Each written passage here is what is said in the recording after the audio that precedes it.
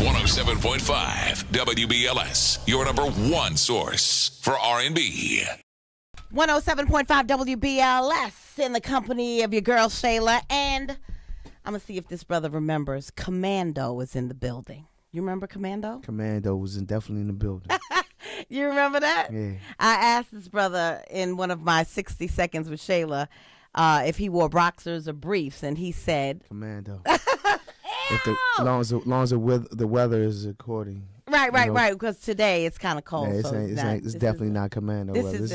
It's thermal weather right now. Yeah. Well, there's a whole lot of women. This is by the fireplace, temperature rising weather right now. Oh, okay. Well, you know what? There's a lot of women who are hoping that, it gets warmer tonight, and somehow, some way you'll show up Commando at NJ Pack. Yeah. Yes. Let us see. And Leela James going to be at NJ Pack tonight. Mm-hmm. And so will Raheem DeVaughn. First, let me just say thank you for embracing and encouraging, empowering women the way that you do through song. You have a consistency with that on every single album. You do something to elevate women. Thank you. That's my thing, I love the women, not just in a physical form, but platonically and spiritually, and we all take our rites of passage here to get hit through a woman, and I think that's just important. It's vital. Like my grandmother and my mother, two of the strongest women I know. So that's when I make these records, I'm representing them, mm-hmm. As well as representing the standard for R&B that's in the culture that I grew up on.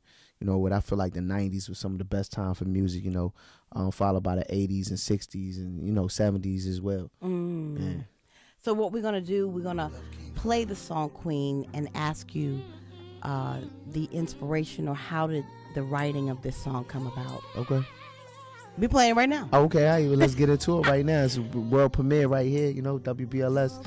This is Queen right here. You heard it first. So what's the inspiration behind it? Well, the inspiration in particular. Like, when did it come to you? How did it come to you? This song, I wrote Queen for Aretha Franklin.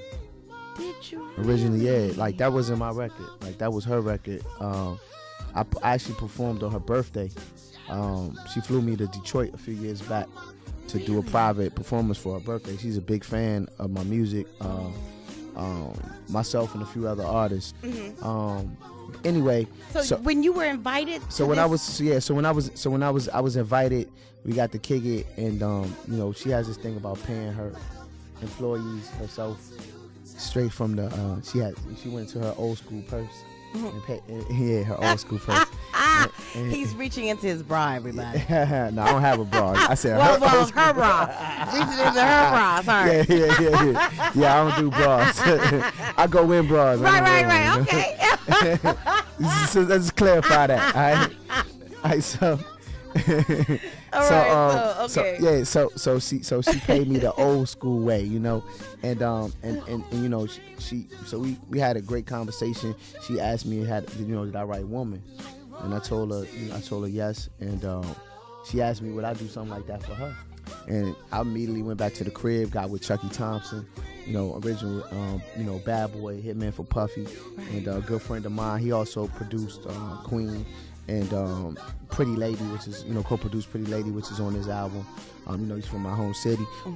We got together and I put together rather quickly, and unfortunately she took ill right after that.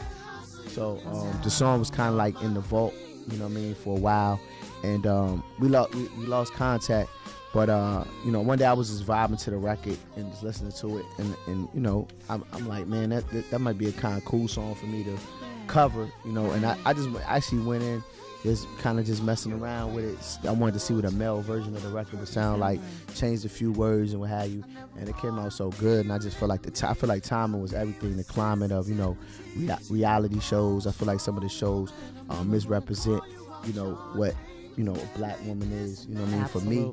And not all reality shows are bad. Some of them they do. Yeah, So I feel like it's just misrepresentation, or only one representation of what exists out there, as far as a stereotype for black women in the community and men. Okay. So I just ran with it, and people have embraced the record since it came out. Definitely, top 10 record. Who knows? Maybe it end up a #1 record.